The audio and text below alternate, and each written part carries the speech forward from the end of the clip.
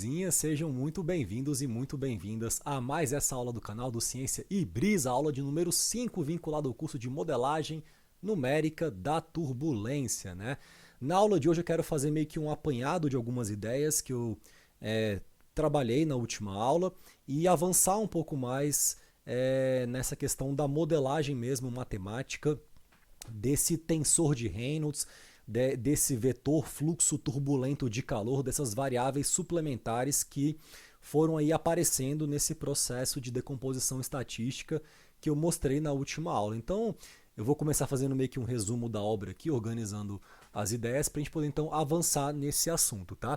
Então, na última aula, como eu falei, a gente viu que essa aplicação de algumas formas de decomposição estatística, particularmente a decomposição de Reynolds e a decomposição de Favre, as variáveis instantâneas, né, usando aquela ideia de média temporal, que é interessante para turbulência estacionária, quando a gente aplica essas decomposições estatísticas, as variáveis instantâneas, pressão, velocidade, temperatura, massa específica, né, e assim já trazendo aqui para a gente a ideia de que a massa específica pode ter flutuações, né, em torno de um valor médio devido a mecanismos turbulentos num contexto de escoamentos já dilatáveis, e por isso eu trouxe a ideia da decomposição de Favre, né? Quando a gente faz isso em cima de Navier-Stokes e aí tira lá umas médias temporais, esse procedimento matemático ele leva aqui ao surgimento de algumas incógnitas suplementares.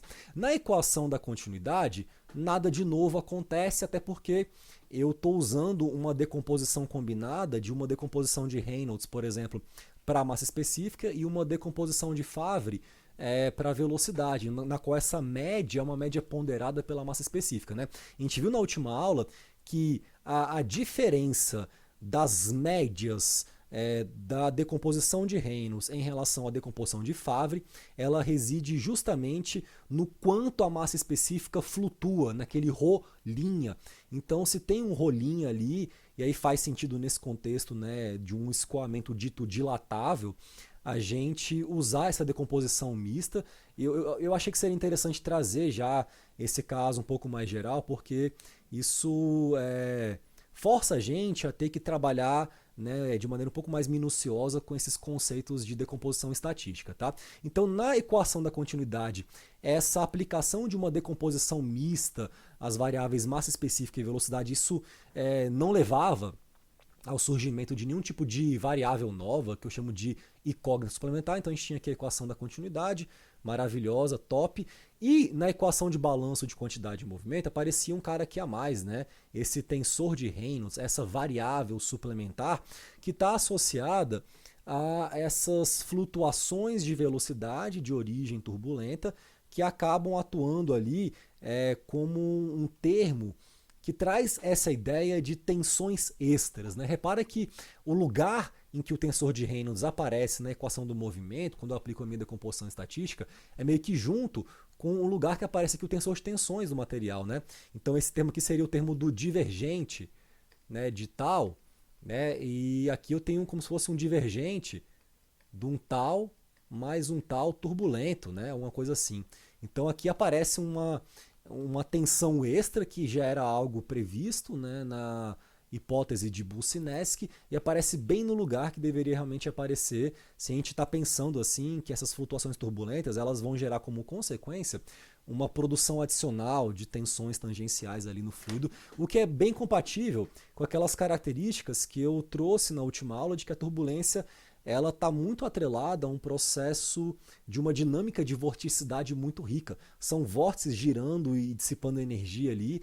Então, esse acréscimo de tensão tangencial, né, que seria algo intuitivamente esperado quando a gente olha para um escoamento turbulento. Então é legal que essas tensões adicionais elas apareçam realmente próximo do tensor de tensões na equação do movimento. E aqui a gente tem então uma variável a mais, uma incógnita suplementar que vai ter que ser modelada se eu quero então resolver esse problema de simular um escoamento turbulento e ter pelo menos esses campos médios, tá? Que seria essa abordagem que a gente chama de RANS, de Reynolds Average Navier-Stokes, que é a abordagem assim, mais usada na indústria, até porque é muito mais barata computacionalmente, né? E na equação da energia, Isso aqui foi inclusive um para-casa da última aula, né? A gente também tem o surgimento de uma variável a mais, aqui é um vetor, no caso, que eu chamo de vetor fluxo turbulento de calor.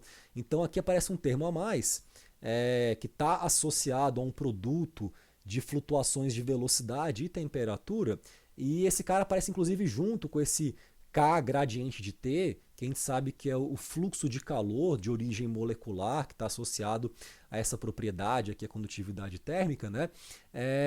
Indicando que essas flutuações de velocidade e temperatura, elas iriam funcionar como um fluxo extra de calor que vai acontecer dentro de um escoamento turbulento, o que também é compatível com essa natureza de múltiplas escalas da turbulência. Eu comentei já sobre isso algumas vezes, porque essa é uma ideia muito central em turbulência, sabe?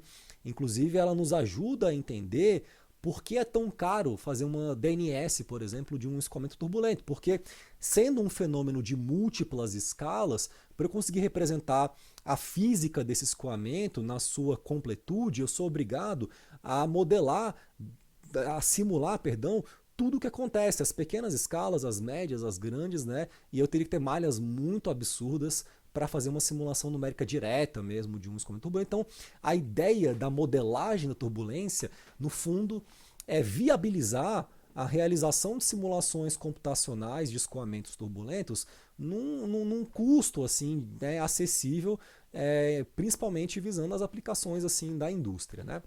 Então, eu tenho duas variáveis a mais que eu vou ter que trabalhar esses caras e vou ter que modelar esses caras, tá? Então, alguns comentários que eu acho que é importante, né? A primeira delas é que, bom, essas variáveis então, elas aparecem naturalmente nesse processo de decomposição estatística e elas têm que ser então modeladas a fim de que a gente possa resolver esse campo médio do escoamento. A palavra aqui modelo, ela vem no sentido de que a gente tem que pensar numa maneira, né, de quantificar esses caras para fechar o problema. Eu estou com mais incógnita, coisa que eu não sei, do que equação, tá?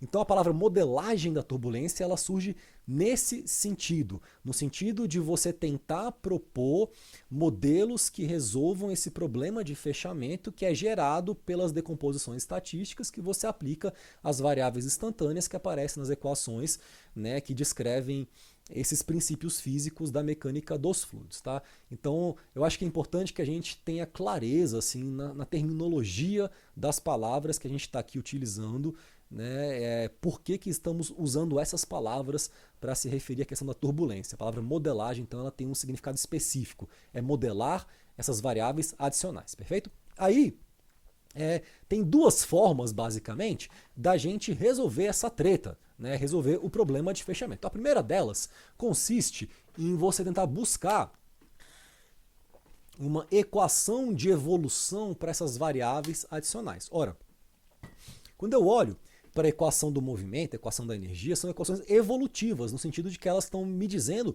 como aqueles campos de velocidade, temperatura vão evoluir no espaço e no tempo.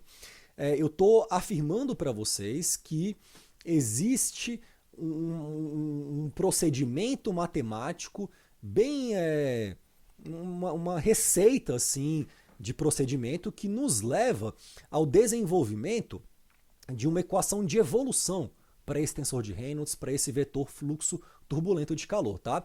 Um outro caminho seria eu tentar pensar numa proposição constitutiva para esse tensor de Reynolds, para esse vetor fluxo de calor. Ou seja, na opção 1, essa ideia de ter uma equação evolutiva, opção 1, eu vou ter uma equação que vai falar assim, ddt do tensor de Reynolds, então menos ρ, VI, duas linhas, VJ, duas linhas, pá média igual a alguma coisa. E aí eu vou calcular um campo de tensor de Reynolds. Olha a treta. Imagine a treta, tá? Na segunda opção, eu estou propondo aqui a ideia de usar uma equação constitutiva, ou seja, em vez de ter um DDT desse cara igual a alguma coisa, eu tenho menos ρVI, duas linhas, VJ, duas linhas, igual a alguma coisa. Então, uma equação meio que algébrica para quantificar esse tensor de Reynolds, tá? Então, essas duas visões, elas recebem dois nomes diferentes. A opção 1, em que a gente está aqui tentando buscar uma equação evolutiva para esses caras, a gente fala que ela leva ao que a gente chamaria de modelos de fechamento de ordem superior, enquanto a opção 2, que é a mais barata, mais prática, mais usada inclusive, ela leva a esses modelos de fechamento de ordem inferior. Como eu comentei aqui, é possível a gente deduzir essas equações de evolução fazendo certos passos argumentativos. Eu comentei na última aula do livro do professor José Luiz, quer dizer, do capítulo de livro, né, que o professor José Luiz escreveu na Escola de Turbulência, de 2006, para a escola. E aqui, cara, ele mostra assim, todo um procedimento para você tipo, deduzir uma equação de evolução para o tensor de Reynolds. Quer ver? Passo 1, faça isso, passo 2, faça aquilo. Então aqui tem a equação do movimento, né? Aí ele pega, multiplica Navier-Stokes por o J, a componente U I, depois faz o contrário, soma as duas, aparece aqui esses componentes, as decomposições estatísticas, ficam as equações gigantescas, e aí no final ele tem uma equação, tipo essa equação 5, de evolução para o tensor de Reynolds, em que DDT do tensor de Reynolds, mais esse cara que é o divergente de U, Rho, VV' é igual a, enfim, um monte de termo aqui. Eu acho que eu comentei e coloquei aqui, ó, o que seriam essas equações de evolução para o tensor de Reynolds e para o vetor fluxo turbulento de calor. Então são equações muito bonitas, mas o que acontece é que quando você faz essa escolha de tentar buscar uma equação de evolução para as variáveis suplementares, você gera mais variável que não tinha antes. Então aí em algum momento você vai ter que meio que modelar esses caras que aparecem aqui. Essas variáveis, assim, médias de produtos de flutuação, de velocidade com gradiente de pressão, enfim. Porque isso vem de Navier-Stokes e está tudo flutuando ali. Então é claro que a forma pela qual essas flutuações variam no tempo depende de como está tudo ali meio que correlacionado. Então você tem uma equação a mais com mais termo que tu não sabe, então tu não resolveu o problema. Aí você teria que modelar esses caras, propor algum modelo fenomenológico para quantificar isso daí, ficaria ainda mais caro, mas enfim, existem modelos que realmente usam isso, apesar de não serem, né, a maioria, tá? Então esse aqui, inclusive, extraí, está aqui a fonte, dessa fonte que eu já comentei, vamos prosseguir. Bom, os modelos que nos interessam um pouco mais, né, são aqueles que são baseados em propostas constitutivas para o tensor de Reynolds, e eles todos vão derivar dessa hipótese de Boussinesq da viscosidade turbulenta.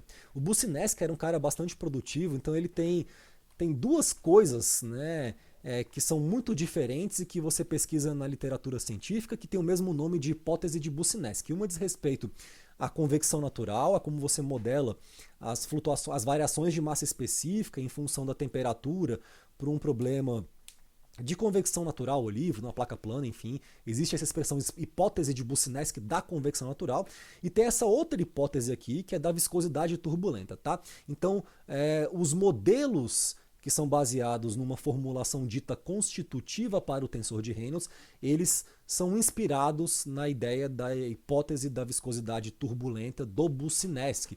Então a ideia aqui é a gente pegar e pensar, por exemplo, em Navier-Stokes, na equação do movimento, e falar, cara, beleza, o que o Boussinesq falou era isso, né? Que aqui eu teria uma tensão turbulenta adicional, que estaria somando com a tensão viscosa, no termo do divergente, que esse cara aqui, então, a gente sabe que representa forças de superfície, né, no fluido. E aqui, junto com esse cara também, na verdade, né, aqui a gente está usando uma ideia de incorporar a gravidade aqui dentro da pressão, tá? Por isso não tem aqui um termo Roger, enfim, porque a gente está trabalhando com a pressão modificada. Porque, no fundo, também isso é irrelevante para o que a gente quer falar aqui agora. O fato é que a ideia do Boussinesq é pensar que essas tensões turbulentas elas poderiam ser modeladas de maneira meio que análoga ao que seria aquela parcela 2μd, né, do tensor tal, de tensões lá de Navier-Stokes, a parcela não compressiva, vamos pôr assim, usando uma viscosidade aqui turbulenta, tá? Então aqui aparece uma viscosidade turbulenta. O que eu acho interessante da gente perceber é o seguinte, que esse trabalho do Boussinesq, ele foi publicado naquele trabalho, né, ensaio sobre as águas correntes, se não me engano, assim, uns 18 anos, eu acho, antes do trabalho do Reynolds, né, no qual ele propõe a ideia da decomposição estatística e mostra ali o surgimento do tensor de Reynolds. Na verdade, o que aconteceu é o seguinte, que o Boussinesq, o que ele sacou, o que ele pensou, o que ele propôs, era a ideia de que a turbulência em si, como um fenômeno físico, levava ao aumento das tensões tangenciais dentro de um fluido. Eu acho que muito inspirado por essa questão de sacar como a turbulência e a vorticidade se relacionam. Então, um vórtice, uma coisa que gira ali, isso está associado a um aumento de tensão tangencial. Isso faz muito sentido. Se você pega, por exemplo, um fluido parado e põe entre duas placas paralelas e você puxa de cima, faz o que a gente chama de simple shear, né? É intuitivo imaginar que entre essas duas placas você vai ter um fluido girando ali. Então, cisalhamento e vorticidade são coisas que estão muito relacionadas. Então, a ideia de você olhar para um rio e perceber que quando a água vem, bate na pedra, ela dá uma girada e aquilo ali fica meio bagunçado, meio, né, turbulento, vamos pensar assim, e que isso está associado a um aumento de tensão tangencial, é uma ideia intuitiva. Então, ele propõe esse modelo constitutivo não para resolver o tensor de Reynolds, mas para modelar esse efeito de um acréscimo de tensão efetiva. É como se, cara, é o seguinte, o tensor é o mesmo, só que a viscosidade aumentou. É como se a viscosidade efetiva, devido ao fenômeno da turbulência, tivesse ali aumentado. Tá? Ele não sabia ainda que esse tensor iria aparecer por meio de uma decomposição estatística, né, nas equações do movimento, porque o trabalho do Reynolds é muito posterior à ideia da viscosidade turbulenta. Né? E é legal quando acontece isso, porque o cara pensa nessa ideia, o Boussinesq, e aí quando o Reynolds vem e faz ali a decomposição estatística, ele vê que apareceu um tensor novo mesmo. E apareceu no mesmo lugar que o tal, que esse tensor, né, viscoso. Ou seja, é um indício de que essas flutuações de velocidade, que são, né, presumidas existirem a partir do momento que a gente começa a fazer uma decomposição estatística, elas levam um tensor adicional que aparece junto com um tal ali somando. Isso corrobora a ideia do Boussinesq, mesmo que ele não tenha feito a decomposição estatística, e aí é um prato cheio você usar essa hipótese da viscosidade turbulenta para modelar o tensor de Reynolds. Tá? Bom, o que a gente vai ver logo logo é que essa proposta original do Boussinesq, ela tinha algumas inconsistências físicas, matemáticas, depois tiveram que ser corrigidas. Né? Então a gente vai ainda ver como elas foram corrigidas. Mas antes disso, é importante a gente deixar bem claro aqui, né, que quando ele propõe a ideia de uma viscosidade turbulenta, ele está propondo uma coisa que, na verdade, não é uma propriedade do fluido, né? Diferentemente dessa viscosidade dinâmica desse cisalhamento, mas depende do regime do escoamento. Né? Então, é como se em cada região do espaço eu tivesse um valor diferente de uma viscosidade turbulenta que dependesse das características do meu escoamento. Eu tenho aqui, inclusive, eu acho que vou abrir o OpenFOAM e vou ver se eu acho aqui uma simulação que eu estava brincando, em que eu tinha ali um campo de viscosidade turbulenta. Deixa eu ver onde é que está. Run, ls, aqui, oblique, não, rotating fanning room, eu acho. ls para FOA. Deixa eu ver se eu mostro um negócio legal aqui para vocês. Paraview abriu, apply. Tá, eu estava simulando aqui um escoamento de um ventilador girando. Deixa eu pôr aqui a malha. Numa sala, tá vendo? Isso aqui é a malha. Então esse aqui é um ventilador que está girando. Eu acho que tem uma forma de você visualizar isso daqui. Solid Color. Deixa eu ver. Feature Edges. Isso aqui, é isso aqui. Então a mesa. Aí tem uma porta e tem algumas janelas aí também. Eu queria ver o movimento desse cara aí e tal. Então deixa eu ver se eu consigo fazer um negócio interessante. Fazer um campo de viscosidade turbulenta. Surface. Aí eu quero fazer um corte nesse cara aqui. Eu acho que aqui é um corte. Deixa eu ver. Slice. Fazer uma fatia aqui. Ver se esse cara vai aplicar. Maravilha. E aí eu quero pôr o campo de viscosidade turbulenta. E eu quero pôr. Também quero que apareça. Não, aqui eu quero que apareça só. Isso, meu garoto. É isso que eu queria mesmo. Então eu quero mostrar aqui o campo da viscosidade turbulenta desse escoamento. Eu vou girar aqui o ventilador. Deixa eu só pôr numa vista legal. Nessa aqui não, nessa aqui não. Cadê? Essa aqui é a vista que eu quero colocar. Deixa eu dar o play. Então tá aqui o bicho girando. E você vai ver que vai começar a aumentar a viscosidade turbulenta aqui nos cantos da mesa, né? Ou seja, tem uma variação espacial que depende das características do escoamento de como esse cara se comporta aqui. Vou fazer um negócio mais legal ainda. Deixa eu dar fazer um negócio mais interessante aqui.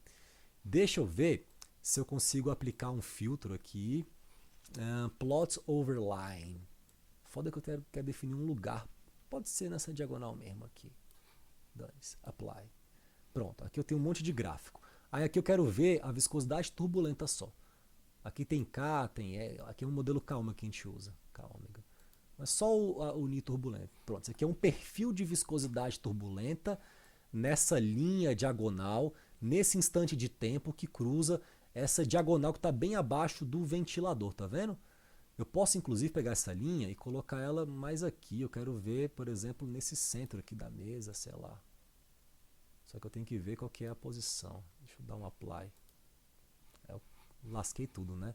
Deixa eu dar um undo. Como é que faz um undo? Deixa assim. Dane-se. É só para mostrar. Se eu der um play aqui, ó, ao longo do tempo, você tem uma variação nessa direção aqui dessa linha. Olha esse pico que se forma aqui, que eu acho que essa linha vermelha bem no canto da mesa, quando o ar chega e bate na mesa assim. Depois ele vai se reacomodando, né? Isso tem uma variação. Então isso aqui seria uma distribuição típica de um perfil de viscosidade turbulenta numa sala, nessa diagonal, né, sujeita a um escoamento induzido por um ventilador que gira, enfim. Ou seja, fica muito claro, né, por esse exemplo aqui do OpenFOA, de que a viscosidade turbulenta ela não é uma propriedade termodinâmica do fluido, mas ela é uma função do escoamento, depende do regime de escoamento, número de Reynolds, etc. Tá? Além disso, eu queria também chamar então a atenção aqui para um fato que vai ser importante, que diz respeito a essa cara do tensor de Reynolds. Quando a gente pensa no tensor de Reynolds, né, se a gente fosse desenhar ele matricialmente, seria esse cara aqui, ó, menos ρ barra, aí essa média temporal de produtos de flutuação de velocidade, VI 2', VJ 2', barra, né? Esse cara então seria representado com essas componentes aqui, nessas flutuações. E aí se eu tirasse de repente o traço do tensor de Reynolds, o traço seria a soma desses termos aqui da diagonal, né? Eu teria em notação inicial menos ρ, VI, mantém o mesmo índice. Esse cara então teria as componentes V1 quadrado, V2 quadrado, V3 quadrado, linha. Então seria uma soma de produtos ou de quadrados, né, de flutuação de velocidade, de uma média de seria uma soma de uma média de produtos de flutuação de velocidade, né, algo muito semelhante ao que a gente teria como uma energia cinética, que tem um V quadrado. Então esse cara aqui seria duas vezes uma variável que eu vou chamar de energia cinética de turbulência ou energia cinética turbulenta, tá? Então essa é uma variável muito importante e ela vai aparecer muito nos modelos a duas equações para a gente poder modelar a viscosidade turbulenta e resolver o problema de fechamento, né, do tensor de Reynolds, né, e do vetor fluxo turbulento de calor.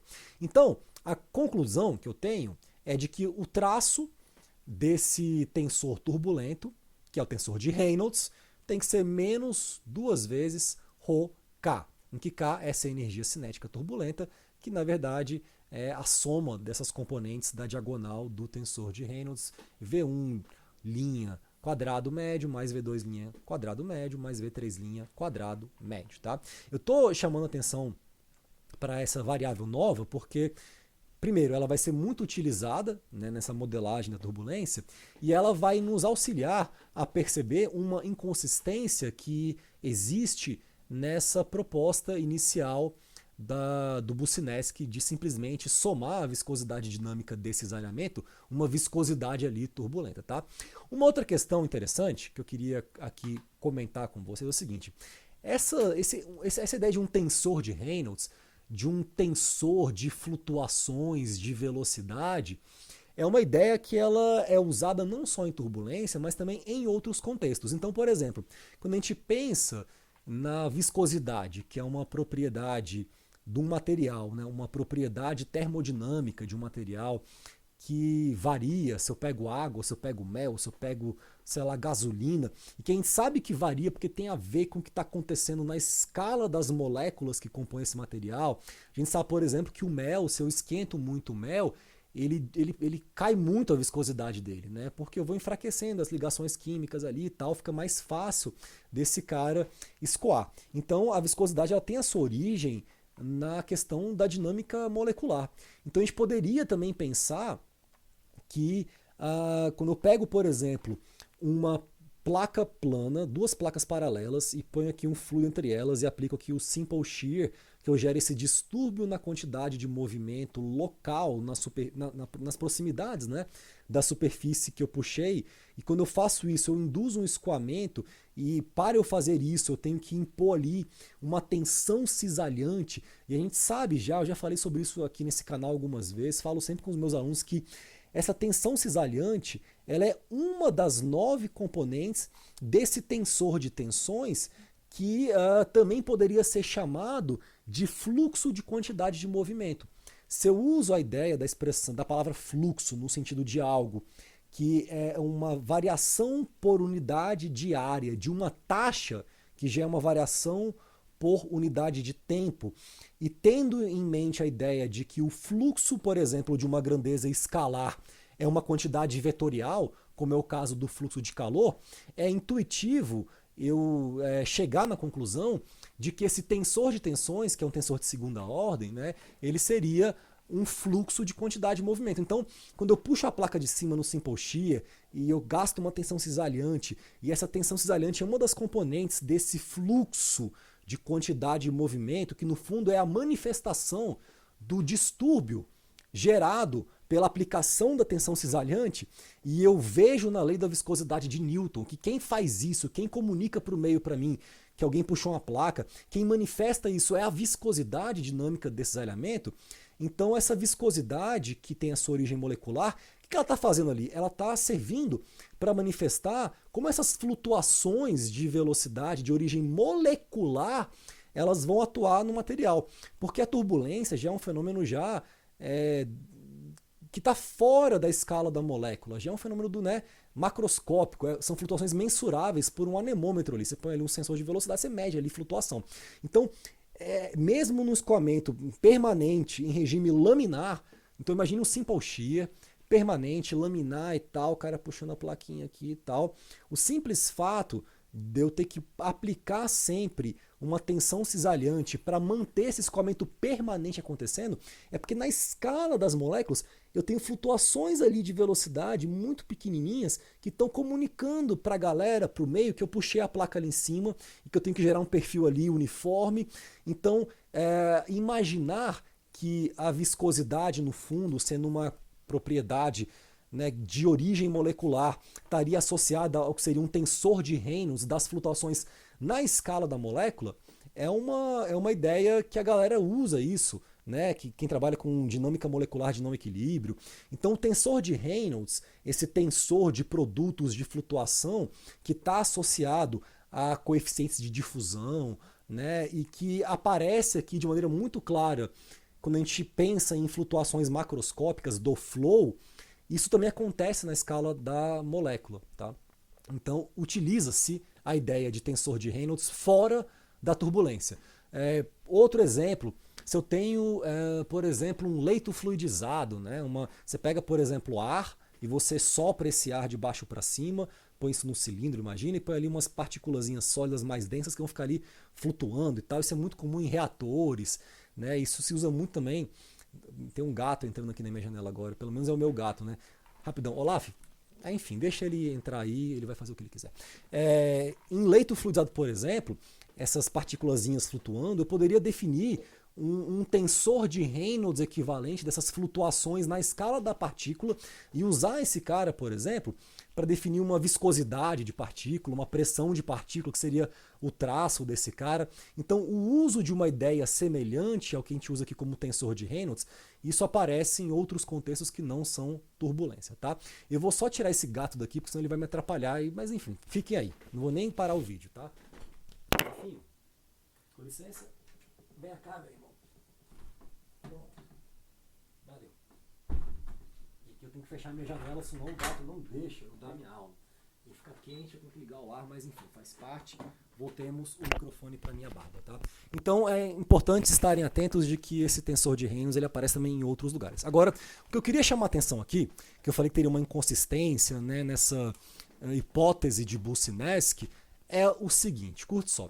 Se eu pego e suponho que eu vou modelar as tensões turbulentas usando a minha equação 1. E aí eu pego essa equação 1 e venho aqui embaixo e tiro o traço do que seria esse cara, né? Então o que eu teria aqui? Deixa eu dar um zoom porque fica muito ruim ver a equação de longe, né? O traço desse tensor de tensões turbulentas seria a minha viscosidade turbulenta, bacaninha, mais o traço desse cara aqui, né? Bom, eu posso usar aqui então notação indicial para fazer isso bem rapidamente. O traço desse cara aqui eu pegar I igualar a J. Então aqui eu teria I. Todo mundo feliz ali, beleza? Isso aqui vai dar 2 vezes a minha viscosidade turbulenta vezes o divergente do campo médio de velocidade. Perfeito? Agora, a gente sabe, né, que quando eu tiro o traço do tensor de Reynolds, esse cara tem a ver com essa minha energia cinética turbulenta. É a definição de energia cinética turbulenta. Então, a proposta original do Boussinesq, o que ela prevê, né? Que o traço das minhas tensões turbulentas, que deveria ser igual a 2 ρk, porque eu já defini energia cinética em termos do tensor de Reynolds, seria igual a 2μ turbulento dividido V médio. Né? E aí eu teria esses dois caras. E aí eu teria então que a minha energia cinética turbulenta seria menos uma viscosidade cinemática turbulenta, que seria esse μ turbulento sobre o ρ. Eu escrevi aqui, mas estava aqui já, nem precisava. Mas enfim, vezes o div do campo médio. A consequência seria o seguinte, que se eu estivesse lidando com um escoamento incompressível, a gente sabe pela equação da continuidade que para um escoamento incompressível esse cara tem divergente nulo, então eu teria um campo médio de divergente nulo. Se eu estivesse nesse contexto, eu estaria falando por essa ideia da viscosidade turbulenta do Boussinesq, da maneira pela qual ele propôs originalmente, que essa energia seria nula. O que certamente não é o caso, né, de um escoamento real. Se eu pego a água, por exemplo, que é um fluido basicamente incompressível, e põe ela para escoar, ela escoa de maneira turbulenta, e não é porque é a água que eu não tenho energia cinética turbulenta. Isso não faz sentido nenhum. Então isso é uma inconsistência que a gente tem que corrigir. Então, para corrigir essa inconsistência, existe uma outra proposta que a referência que eu tinha para ela era um trabalho do Jones e do McGurk de 1979, mas eu acho que está muito recente, talvez, porque a galera já usava isso, se não me engano, assim, no trabalho do Jones e do Launder, que é um pouco anterior, sobre o modelo K-Epsilon. Então eu realmente não sei qual foi a primeira referência que propôs essa correção em cima da hipótese do Boussinesq, mas fato é que existe uma proposta de correção aqui, ó, que visa resolver essa treta. Essa proposta de correção, ela tem esse menos 2/3 que lembra aquele coeficiente que aparece, né, no termo compressível do tensor de tensões de Navier-Stokes e que vem dessa hipótese de fluido stokesiano, né, em que eu tenho ali o meu segundo coeficiente de viscosidade igual a zero, enfim. Então aparece algo semelhante ao que a gente tem lá em Navier-Stokes, mas com um termo aqui que é ρk, mais um μ turbulenta, que é um divergente do campo médio. Tudo isso são quantidades escalares, então para virar um tensor eu ponho aqui o tensor de identidade. Olha que interessante, se eu pego essa proposta aqui de correção para essas tensões turbulentas e tiro o traço desse cara, o que eu vou ter aqui? Vamos dar um zoom para ficar mais legal. Bom, esses caras aqui já vi que o traço desse 2μd é 2 div do campo médio, beleza? Aqui eu vou ter então menos 2/3, o traço do tensor identidade é 3, então corta 3 com 3, maravilha. Aqui dentro é um escalar, então tem o ρ médio, k, mais μ turbulento div de v. Então aqui eu tenho 2μ turbulento div de v menos 2μ turbulento div de v. Corta, corta, vai sobrar só menos 2ρ barra k, que era o que a gente tinha que ter ali pela equação 2, que basicamente vem de eu simplesmente tirar o traço desse tensor de Reynolds e definir que esse traço, né, estaria associado à minha energia turbulenta, perdão, à minha energia cinética turbulenta, a menos de um fator de 2. Tá? E para o vetor, que a gente chama de fluxo turbulento de calor, a gente usaria a mesma lógica, só que, em vez de eu me basear num tensor de tensões tipo Navier-Stokes, como eu estou falando de calor, eu vou me basear numa lei da condução de calor de Fourier, porque eu não sou maluco, né? A gente sabe que, no fundo, Navier-Stokes vem da lei da viscosidade de Newton, e a lei da viscosidade de Newton ela é tipo a inspiração para o Fourier propor a lei da condução de calor de Fourier, porque no fundo é a mesma coisa, é a mesma lógica, a mesma ideia. Você esquenta, você gera um fluxo de calor, você puxa a placa, gera um fluxo de quantidade de movimento, né? Então é um distúrbio que gera um fluxo como consequência, e esse distúrbio ele pode ser dado em termos de um gradiente, a consequência um fluxo, e entre o gradiente e o fluxo tem uma propriedade de transporte, uma viscosidade, uma condutividade térmica, que são coisas bem geral, assim, tá? De leis de difusão, vamos pensar assim. Então, seria mais interessante usar aqui, né, como eu tenho que esse meu vetor fluxo turbulento de calor, ele aparece em termos de flutuações de velocidade, temperatura, meio que junto com o termo K grade de T, na equação da energia, esse cara aqui é o fluxo de calor que eu uso a lei de Fourier, eu poderia pensar numa proposta assim, ó. Então teria um div de um fluxo molecular mais um fluxo turbulento.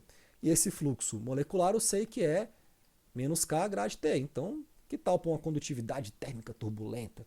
Agora, condutividade térmica turbulenta é um negócio que não faz nenhum sentido, porque condutividade térmica é coisa que a gente pensa em condução. Condução acontece para meios que estão parados. Então, sólido tem condutividade térmica, mas sólido não tem turbulência. Então não faz muito sentido. Agora, eu poderia pensar numa difusividade térmica turbulenta, num alfa turbulento, usando essa mesma lógica, né? Se o alfa molecular é K sobre ρCp, essa definição de difusividade térmica, né, condutividade térmica pelo produto massa específica vezes calor específico, então eu poderia pensar nessa mesma lógica aplicada a uma difusividade térmica turbulenta, que seria um K turbulento sobre ρCp, de tal sorte que esse menos K que aparece aqui seria menos ρCp alfa turbulento grade de T, para modelar esse fluxo de calor turbulento. E aí, essas flutuações que aparecem aqui na equação da energia, que é ρCp, V', T' médio, ó, ρCp, V', T' médio, que é esse fluxo turbulento de calor, esse cara então seria modelado usando essa ideia de uma difusividade térmica turbulenta.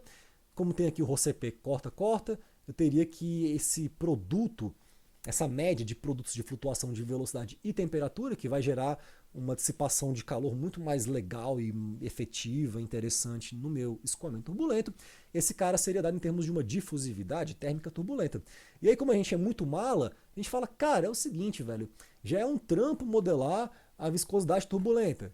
Ainda nem chegamos nessa parte. A gente está aqui falando da hipótese de Boussinesq, como ela se relaciona com o tensor de Reynolds, como ela vai aparecer numa proposta de uma formulação constitutiva para esse problema de fechamento, mas a gente não está resolvendo nada por enquanto. A gente está só criando mais variável, né?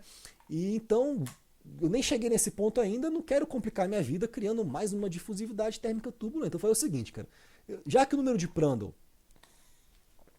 esse número adimensional, não turbulento, que eu acabei de inventar aqui, mas o número de Prandtl, né, de um fluido, ele é uma propriedade termodinâmica do fluido. Que você vai lá, para o ar vale 0,7 mais ou menos, você pega uma tabelinha lá, tem lá viscosidade cinemática, condutividade térmica, CP, não sei o quê, número de Prandtl, até lá, 0,7. Já que esse cara é uma razão de dois coeficientes de difusão, a viscosidade cinemática e a difusividade térmica, eu vou inventar um número de Prandtl turbulento, que vai ser essa razão entre a viscosidade turbulenta e a difusividade térmica turbulenta, para que essas minhas flutuações de velocidade aqui, essas médias de flutuação, que aparecem velocidade e temperatura na equação da energia, dependam apenas desse μ turbulento e desse número de Prandtl turbulento. Agora, essa questão é que a gente tem que meio que calibrar, né, um valor de número de Prandtl turbulento para lidar com a computação desses campos médios de velocidade e temperatura num escoamento turbulento. Esse cara, ele depende do tipo de fluido, do tipo de escoamento. Tem vários trabalhos aqui experimentais, né? 58 até 89, em que para diferentes fluidos, ar e aqui água, para diferentes valores de número de Reynolds, aqui é um Reynolds baseado numa espessura delta, que é uma ideia que a gente chama de espessura de momento da camada limite. Esse aqui é um delta maiúsculo, que é a espessura entálpica. Não importa muito isso aqui não, tá? Nesse contexto. Só para a gente saber que dependendo do número de Reynolds, do fluido e da geometria, sei lá, eu vou ter diferentes valores desse Prandtl turbulento, que vai desde 0,73, 0,92. Então a galera meio que usa 0,9 às vezes, né? Uma constante ali meio que de calibração, que teve que ser calibrada com anos de trabalhos experimentais para a gente poder meio que ir fechando esse problema que é muito complicado, tá? Outra coisa importante da gente perceber é o seguinte, que esse número de Prandtl turbulento tem nada a ver com o número de Prandtl do fluido, né? Então tem já evidências experimentais de que metais líquidos que têm Prandtl tipo, muito pequenininho, né, eles podem ter números de Prandtl turbulento nos seus escoamentos muito maiores do que 1. Então é mais uma coisa que a gente cria para ter que ali ser calibrada para a gente, né, poder uma hora fechar esse modelo, tá? Então, usando essas ideias que a gente mostrou até aqui, a gente poderia mostrar essas equações dos campos médios turbulentos de uma maneira muito mais agradável. Agora, repare que tudo que aparece aqui que eu tenho que calibrar é a viscosidade turbulenta, que eu não sei, que aparece aqui, e esse Prandtl turbulento que vai ser meio que uma constante. O resto ó, é campo de velocidade, temperatura. São campos que a gente já queria determinar e que apareceriam ali, né, nessas equações governantes de qualquer jeito mesmo, tá? Então agora o que eu tenho que resolver? A viscosidade turbulenta. Como quantificar esse cara? Então alguns comentários para a gente fechar a aula de hoje e eu vou passar depois também um para casa para a gente treinar esses conceitos todos, tá bom? Então vamos lá. Primeiro comentário aqui. As direções principais desse tensor de Reynolds não necessariamente vão estar alinhadas com as direções principais desse tensor taxa de deformação. O que eu quero falar com isso? Que dependendo do tipo de escoamento, eu deveria lidar com a minha viscosidade turbulenta como se fosse uma quantidade tensorial e não escalar. A partir do momento em que ela é um escalar, eu estou meio que assumindo que as direções, né, das componentes do tensor de Reynolds vão estar alinhadas com essas direções do tensor taxa de deformação, o que não é bem verdade para qualquer tipo de escoamento, ou seja, seria meio que uma inconsistência desse uso da hipótese de Boussinesq da viscosidade turbulenta, tratando essa quantidade como uma quantidade escalar, tá? Mas mesmo assim a galera usa, é o que a galera realmente mais usa porque meio que funciona para a maior parte dos problemas. E a gente tem assim anos e anos e anos de estudos e teses de doutorado e trabalhos publicados em um monte de revista comparando os modelos de turbulência baseados no uso da hipótese da viscosidade turbulenta de Boussinesq dessa forma escalar com um monte de geometria, com dado experimental, e parece que funciona para a maior parte dos problemas, tá? Bom, ainda assim, né, como eu falei, isso não resolve o problema de fechamento. Eu não sei quanto vale essa minha viscosidade turbulenta, né? E aí eu vou ter que buscar modelos para a viscosidade turbulenta, que como eu coloquei no tópico 5, eles podem ser tanto modelos de uma equação, cadê minha linha? Está bem aqui, quanto modelo de duas equações, né? Ou seja, eu vou ter que ter equações adicionais para resolver essa treta. O modelo de uma equação é um modelo que fala o seguinte, cara, a viscosidade turbulenta é isso, e dá uma equação aí para você resolver e tá legal. Há duas equações fala é isso, mas esse cara depende de mais coisa que eu não sei como quantificar e que eu vou ter que ter mais equação para resolver, que seriam os modelos a duas equações. O modelo é uma equação mais famoso, é um modelo que eu devo apresentar na próxima aula, que a gente chama de modelo do comprimento de mistura, e ele foi proposto pelo Prandtl em 1925. Ele não é muito usado, porque ele não é muito bom. E o próprio Prandtl, quando propôs, ele sabia que não era muito bom, que ele estava ali, velho, propondo uma coisa meio nas tora. Mas ele tem, assim, o seu valor. A gente vai ver, por exemplo, que eu posso usar esse modelo para deduzir o comportamento da camada limite turbulenta bem, assim, nas vizinhanças da parede e chegar no que a gente chama de lei de parede, que é uma coisa muito importante para quem vai usar o modelo Ky, tá? Falando nele, né, os modelos, as duas equações mais famosas são o Ky e o K ômega. E a gente vai falar sobre esses dois modelos aqui nas próximas aulas.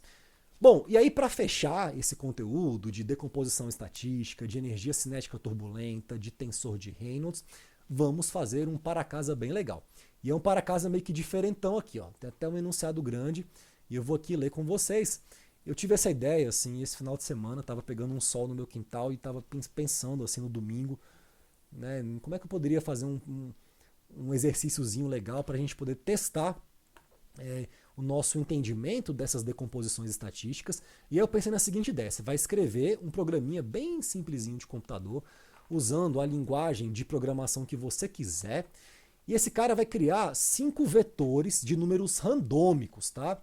E esses vetores, eles estariam ali meio que representando como se fosse uma medição por um sensor que meça essas variáveis, no caso, massa específica, a componente de velocidade na direção x, na direção y, na direção z e temperatura. Então é como se eu tivesse 5 sensores para medir essas 5 variáveis, e aí num ponto fixo, se eu meço esse cara, eu vou ter uma flutuação no tempo.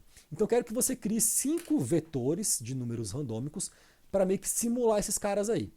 Bom, para criar isso daí, eu quero que tanto as variáveis médias quanto as oscilações sejam inputs do seu programa, ou seja, o ρ barra, o vx barra e tal, quer que seja um input, um valor que você vai dar lá.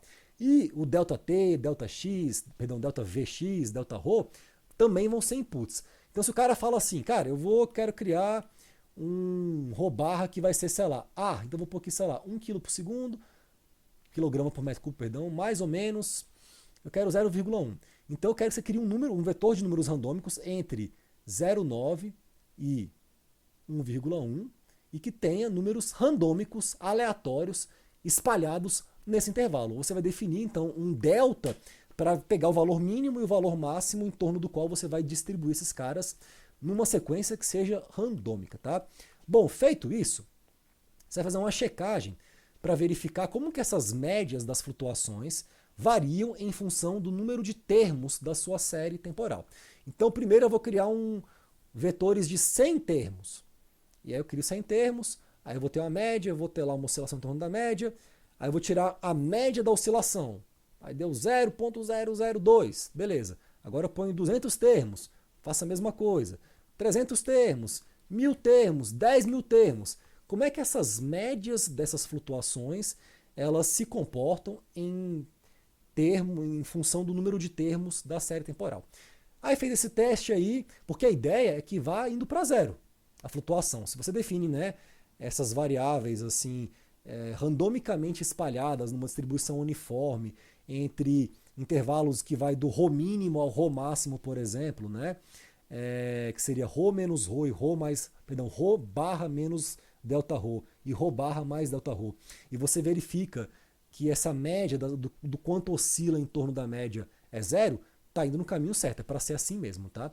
Aí você vai pegar um vetor bem grandão, com 10.000 elementos, e você vai aplicar a decomposição de Favre, que é essa decomposição ponderada, sobre as variáveis velocidade e temperatura.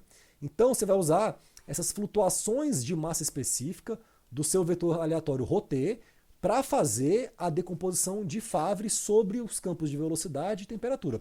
Lembrando que a decomposição de Favre ela é ponderada, a sua média, pela massa específica. Tá? E agora, eu quero que você recalcule as médias das flutuações de velocidade e temperatura para cada direção do espaço, no caso da velocidade, e mostre como que essas médias das flutuações variam em função da amplitude das flutuações de massa específica. Então agora é o seguinte, eu vou brincar de pegar um vetor bem grandão, e aí eu vou fazer a decomposição de Favre para Vx, Vy, Vz e t. E aí eu vou usar a série temporal de massa específica que eu mesmo criei para fazer isso. E aí eu vou tirar a média das minhas flutuações de velocidade e temperatura, agora decompostas por uma decomposição de Favre. A média não é para ser zero mais da flutuação, porque a variável, quando a gente faz uma decomposição de Favre, a gente não está mais trabalhando com variáveis aleatórias centradas. Elas têm uma média de flutuação não nula. Tá? Só que a gente lembra, que a gente viu já nesse curso, que a diferença entre a média, quando você usa a decomposição de Reynolds em relação à decomposição de Favre, tem a ver com essa flutuação de massa específica, com esse rolinha, que é um input do seu problema, que é o Δρ, na verdade. Tá? Então eu quero que você verifique como que essas médias das flutuações de velocidade e temperatura, quando você faz uma decomposição de Favre sobre elas, usando a série temporal de massa específica que você criou no seu programinha, como que essas médias de flutuação variam em função do Δρ que você está ali colocando, beleza? Depois você vai pegar no teu código, vai implementar o cálculo de cada componente do tensor de Reynolds e desse vetor fluxo turbulento de calor. Quero que você monte naquele ponto do espaço, né, para aquelas medições que eu dei ali, qual que é a cara do meu tensor de Reynolds, né? Pode brincar como é que esse cara varia em função do meu delta Vx, por exemplo. Põe um delta Vx maior que um delta Vy, ver se esse cara fica mais, sei lá, mais não simétrico, mais, como é que eu posso colocar assim, mais, como é que muda esse tensor, se ele fica mais anisotrópico, sei lá, tá? Você pode brincar. Enfim, depois vai calcular a energia cinética turbulenta nesse ponto, que é aquele traço, tensor de Reynolds, enfim, e ver como que a energia cinética turbulenta varia em função das flutuações de velocidade do seu problema, do delta Vx, do delta Vy, como é que o K varia em função disso. Se eu aumento as flutuações de velocidade, eu aumento a minha energia cinética turbulenta, o que você acha que tem que acontecer, né? Enfim, avalie. E finalmente, né, eu quero que você pegue um probleminha, que é um simple shear, no qual o campo médio de velocidade é conhecido. Eu sei quem é Vx, Vy, Vz, perfeito? E aí, nesse caso, em que eu conheço o campo médio, eu quero que você calcule a viscosidade turbulenta, né, usando a hipótese de Boussinesq, e faça um gráfico da viscosidade turbulenta em função da energia cinética turbulenta. Então você vai criar uns sinais aleatórios, como se estivesse fingindo que você mediu ali no escoamento num ponto, ρ, Vx, Vy, Vz, temperatura, e você vai aplicar esses conceitos todos de decomposição de Reynolds, decomposição de Favre, energia cinética turbulenta, hipótese de Boussinesq da viscosidade turbulenta, e você vai calcular coisinhas baseado nesses números randômicos gerados e vai verificar se fazem sentido ou se não fazem sentido. Então esse é o para casa. Esse aqui é meio longo, vou deixar umas 2 semanas aí pra galera quebrar a cabeça e tal, então eu acho que vai rolar, mas acho que é importante treinar. Galera, dito isso, eu acabo por aqui a minha aula, eu acho que foi inclusive mais longa do que eu achava que seria. Eu tenho aqui uma coisa que mede, sei lá, o tempo de aula, mas enfim, paro por aqui, agradeço a atenção e a gente se vê na próxima aula do Ciência e Brisa.